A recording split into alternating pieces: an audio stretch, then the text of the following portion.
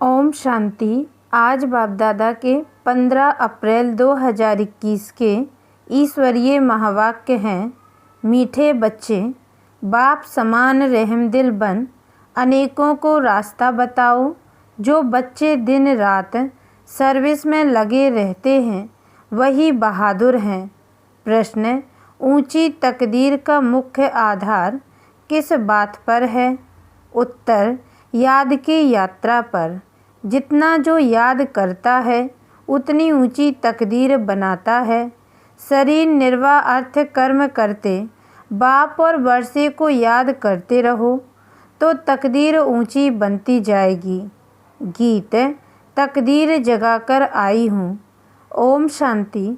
बच्चे जब पैदा होते हैं तो अपने साथ कर्मों अनुसार तकदीर ले आते हैं। कोई साहूकार पास, कोई गरीब के पास जन्म लेते हैं। बाप भी समझते हैं कि वारिस आया है। जैसे जैसे दान पुण्य किया है उस अनुसार जन्म मिलता है।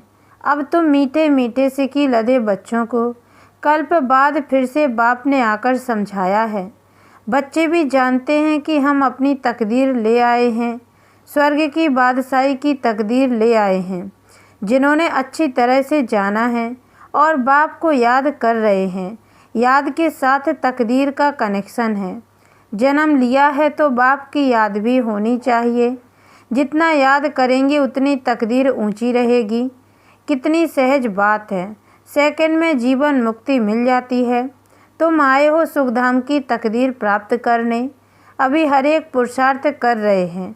हर एक अपने को देख रहे हैं कि हम कैसे पुरुषार्थ कर रहे हैं। जैसे मम्मा बाबा और सर्विसेबल बच्चे पुरुषार्थ करते हैं उनको फॉलो करना चाहिए। सबको बाप का परिचय देना चाहिए। बाप का परिचय दिया तो रचना के आदि मध्य अंत का भी आ जाएगा। ऋषि मुनि आदि कोई भी रचता और रचना के आदि मध्य अंत का नॉलेज दे नहीं सकते। अभी तुम्हारी बुद्धि में सारा चक्र स्मृति में रहता है। दुनिया में कोई भी बाप और वर्षे को नहीं जानते। तुम बच्चे अब बाप को और अपनी तकदीर को जानते हो। अब बाप को याद करना है। शरीर निर्वाह अर्थ कर्म भी करना है। घर बार भी संभालना है। कोई निर्बंधन है तो वह अच्छी सर्विस कर सकते हैं।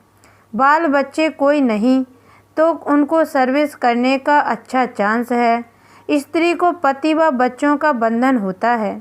अगर बच्चे नहीं हैं तो बंधन मुक्त ठहरे ना। वह जैसे वानप्रस्थी हो गए। फिर मुक्ति धाम में जाने के लिए संग चाहिए। भक्ति मार्ग में तो संग मिलता है साधुओं आदि का, निवृत्ति मार्ग वालों का। वह निवृत्ति मार्ग वाले प्रवृत्ति मार्ग का वर्षा दिला ना सके। तुम बच्चे ही दिला सकते हो। तुमको बाप ने रास्ता बताया है। भारत की हिस्ट्री ज्योग्राफी 84 जन्मों की बैठ समझाओ। भारतवासी 84 जन्म लेते हैं। एक की बात नहीं है। सूर्यवंशी से फिर चंद्रवंशी फिर वैश्यवंशी घराने में आते हैं। नंबर वार तो होते हैं ना। भारत का पहला नंबर प्रिंस है श्री कृष्ण, जिसको झूले में झुलाते हैं। दूसरे नंबर को झुलाते ही नहीं हैं क्योंकि कला कम हो गई है। जो पहला नंबर है पूजा उसकी होती है। मनुष्य समझते नहीं कि कृष्ण एक है व 2-3 है। कृष्ण की डायनेस्टी चलती है, यह किसको भी पता नहीं है। पूजा सिर्फ नंबर 1 की होती है। मार्क्स तो नंबर वार ही मिलते हैं। तो पुरुषार्थ करना चाहिए कि क्यों ना हम पहले नंबर में आएँ। मम्मा बाबा को फॉलो करें, उनकी राजधानी ले लेवें। जो अच्छी सर्विस करेंगे वो अच्छे महाराजा के घर में जन्म लेंगे। वहाँ तो है ही महाराजा महारानी। उस समय कोई राजा रानी का टाइटल नहीं होता है, वह बाद में शुरू होता है। द्वापर से जब पतित बनते हैं तो उनमें बड़ी प्रॉपर्टी वाले को राजा कहा जाता है। फिर महाराजा का लक़ब कम हो जाता है, प्रायः लोप हो जाता है। फिर जब भक्ति मार्ग होता है तो गरीब साहूकार में फ़र्क तो रहता है ना। अब तुम बच्चे शिव बाबा को याद करते हो और उनसे वर्षा ले रहे हो। और सत्संगों में मनुष्य बैठ कथा सुनाते हैं। मनुष्य को भक्ति सिखलाते हैं। वे ज्ञान देकर सद्गति नहीं कर सकते। वेद शास्त्र आदि सब हैं भक्ति मार्ग के। सद्गति तो ज्ञान से होती है।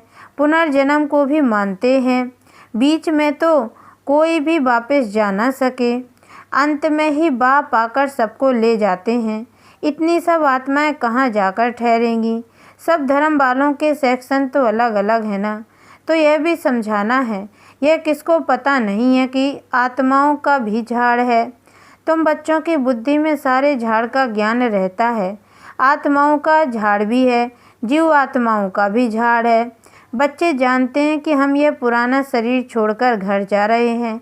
मैं आत्मा इस शरीर से अलग हूँ, यह समझना गोया जीते जी मरना। आप मुझे मर गई दुनिया, मित्र संबंधी आदि सबको छोड़ दिया। पहले पूरी शिक्षा लेकर मर्तबे के अधिकारी बन फिर जाना है। बाप को याद करना तो बहुत सहज है। भल कोई बीमार हो उनको भी कहते रहना चाहिए कि शिव बाबा को याद करो, तो विकर्म विनाश होंगे। जो पक्के योगी हैं उनके लिए जल्दी मरना, शरीर छोड़ना भी अच्छा नहीं है, क्योंकि वह योग में रहकर रूहानी सेवा करते हैं। मर जाएंगे तो सेवा कर नहीं सकेंगे। सेवा करने से अपना ऊंच पद बनाते रहेंगे और भाई बहनों की सेवा भी होगी, वह भी बाप से वर्षा पा लेंगे। हम आपस में भाई भाई हैं, एक बाप के बच्चे हैं। बाप कहते हैं मुझे याद करो तो विकर्म विनाश होंगे। आगे भी ऐसे कहा था। किसको भी समझा सकते हो बहन जी अथवा भाई जी, तुम्हारी आत्मा तमो प्रधान बन गई है।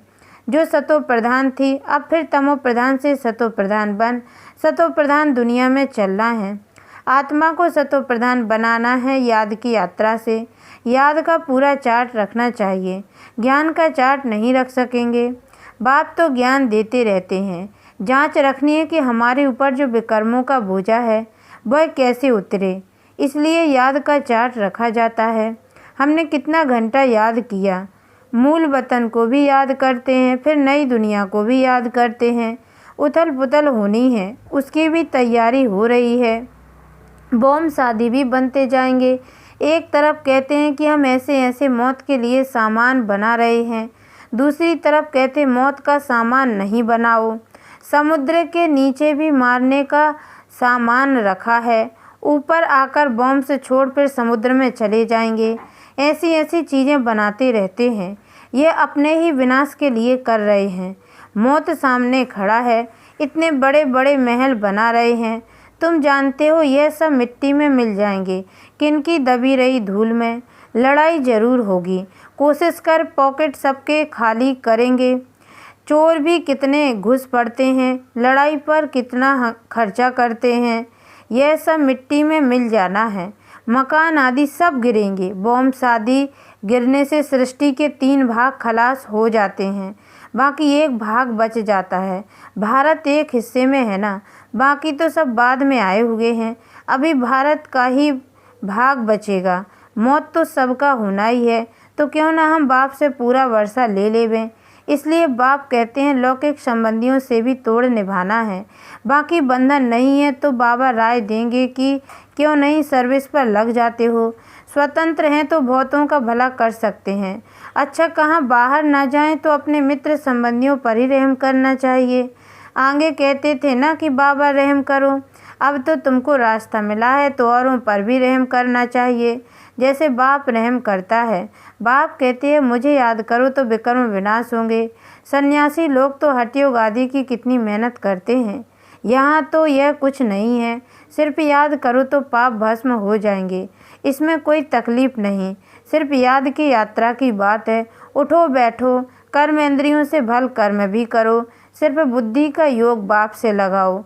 सच्चा सच्चा आशिक बनना है उस मासूक का। खुद कहते हैं कि हे आशिकों, हे बच्चों, भक्ति मार्ग में तो बहुत याद किया, लेकिन अब मुझ मासूक को याद करो तो तुम्हारे पाप भस्म होंगे। मैं गारंटी करता हूँ कोई कोई बात शास्त्रों में आ गई है। भगवान द्वारा गीता सुनने से तुम जीवन मुक्ति पाते हो, मनुष्य द्वारा गीता सुनने से जीवन बंध में आ गए हो, सीढ़ी उतरते आए हो। हर एक बात में विचार सागर मंथन करना है, अपनी बुद्धि चलानी है। यह बुद्धि की यात्रा है जिससे विकर्म विनाश होंगे। वेद शास्त्र यज्ञ तप आदि करने से पाप नाश नहीं होंगे, नीचे ही गिरते आए। अभी तुमको ऊपर जाना है, सिर्फ सीढ़ी से कोई समझ नहीं सकेंगे। जब तक उस पर कोई समझाए नहीं। जैसे छोटे बच्चे को चित्र दिखाकर सिखाना पड़ता है। यह हाथी है, जब हाथी देखेंगे तो चित्र भी याद आ जाएगा। जैसे तुम्हारी बुद्धि में आ गया है, चित्र में हमेशा छोटी चीज़ दिखाई जाती है। तुम जानते हो कि बैकुंठ तो बड़ा होगा ना, बड़ी राजधानी होगी। वहाँ हीरे जवाहरातों के महल होते हैं, वह फिर प्रायः लोप हो जाते हैं, सब चीज़ें गायब हो जाती हैं। नहीं तो यह भारत गरीब कैसे बना? साहूकार से गरीब, गरीब से साहूकार बनना है। यह ड्रामा बना बनाया है, इसलिए सीढ़ी पर समझाया जाता है। नए नए आते हैं, उनको समझाने से प्रैक्टिस होगी, मुख खुल जाएगा। सर्विस लायक बच्चों को बनाया जाता है। कई सेंटर्स पर तो बहुत बच्चे अशांति फैलाते रहते हैं। बुद्धि योग बाहर भटकता है तो नुकसान कर देते हैं, वायुमंडल खराब कर देते हैं। नंबर बार तो है ना। फिर बाप कहेगा तुमने पढ़ा नहीं, तो यह हाल अपना देखो। दिन प्रतिदिन जास्ती साक्षात्कार होते रहेंगे, पाप करने वालों को सजाएं भी मिलती रहेंगी। फिर कहेंगे नायक हमने पाप किया। बाप को सुनाकर प्रायश्चित करने से कुछ कम हो सकता है, नहीं तो वृद्धि होती रहेगी। ऐसा होता रहता है, खुद भी महसूस करेंगे, परंतु फिर कहते क्या करें, हमारी यह आदत मिटती नहीं। इससे तो घर जाकर रहें। कोई तो अच्छी सर्विस करते हैं, कोई डिस सर्विस भी करते हैं। हमारी सेना में कौन कौन बहादुर हैं, यह बाप बैठ नाम बताते हैं। बाकी लड़ाई आदि की यहाँ बात नहीं है, यह है बेहद की बातें। अच्छे बच्चे जो होंगे तो बाप जरूर महिमा भी करेंगे। बच्चों को बहुत रहमदिल कल्याणकारी बनना है, अंधों की लाठी बनना है, सबको रास्ता बताना है कि बाप को याद करो तो विकर्म विनाश होंगे। पाप आत्मा और पुण्य आत्मा कहते हैं ना, ऐसे थोड़ी अंदर परमात्मा है, वह आत्मा कोई परमात्मा बन जाती है। यह सब रॉन्ग है। परमात्मा पर थोड़ी ही पाप लगता है, उसका तो ड्रामा में पार्ट है सर्विस करने का। मनुष्य ही पाप आत्मा पुण्य आत्मा बनते हैं। जो सतो प्रधान थे वही तमो प्रधान बने हैं। उनके तन में बाप बैठ सतो प्रधान बनाते हैं, तो उनकी मत पर चलना पड़े ना। अभी बाप ने तुम बच्चों को विशाल बुद्धि बनाया है। अभी तुम जानते हो कि राजधानी कैसे स्थापन हो रही है। बाप ही ब्रह्मा तन में आकर ब्रह्मा मुख वंशावली बच्चों को राजयोग सिखाए देवी देवता बनाते हैं, फिर पुनर्जन्म ले सीढ़ी उतरते हैं। अब फिर सब रिपीट करना है। बाप फिर ब्रह्मा द्वारा स्थापना करा रहे हैं। योग बल से तुम 5 विकारों पर जीत पाकर जगत जीत बनते हो। बाकी लड़ाई आदि की कोई बात नहीं है।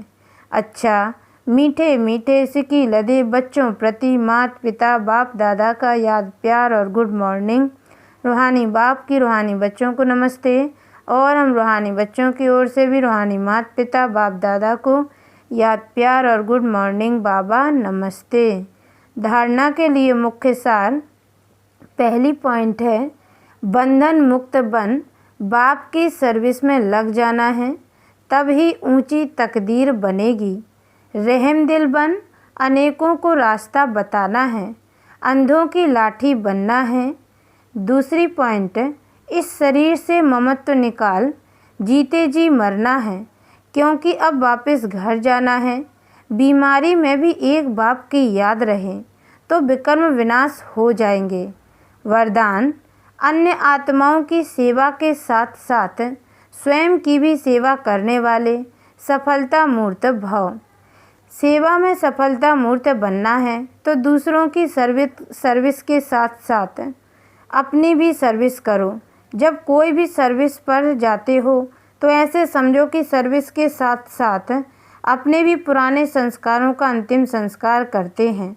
जितना संस्कारों का संस्कार करेंगे उतना ही सत्कार मिलेगा।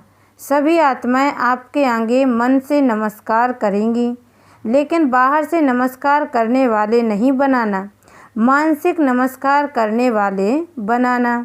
स्लोगन, बेहद की सेवा का लक्ष्य रखो तो हद के बंधन सब टूट जाएंगे। ओम शांति।